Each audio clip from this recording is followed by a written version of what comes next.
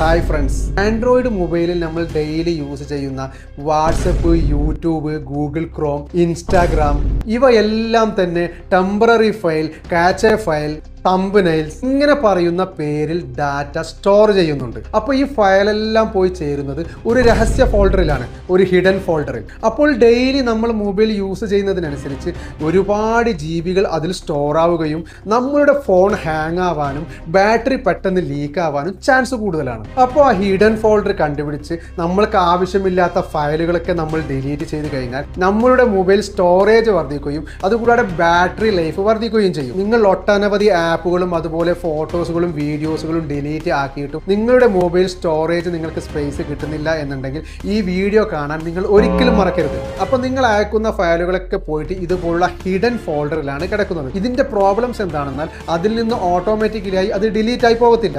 അപ്പോൾ നമ്മൾ ചെന്ന് ആ ഹിഡൻ ഫോൾഡർ കണ്ടുപിടിച്ച് അതിലുള്ള ഓരോ ഐറ്റംസും ഡിലീറ്റ് ആക്കി കഴിഞ്ഞാൽ നമ്മളുടെ ഫോണിന്റെ സ്റ്റോറേജ് ബൂസ്റ്റ് ആകുന്നത് നിങ്ങൾക്ക് കാണാൻ വേണ്ടി പറ്റും. അപ്പോൾ ആ ഹിഡൻ ഫോൾഡർ എങ്ങനെയാണ് യൂസ് ചെയ്യുന്നത് നിങ്ങൾക്ക് അറിയാൻ ആഗ്രഹമുണ്ടെങ്കിൽ റിലേറ്റീവ് വീഡിയോയിൽ നിങ്ങൾ ക്ലിക്ക് ചെയ്യുക.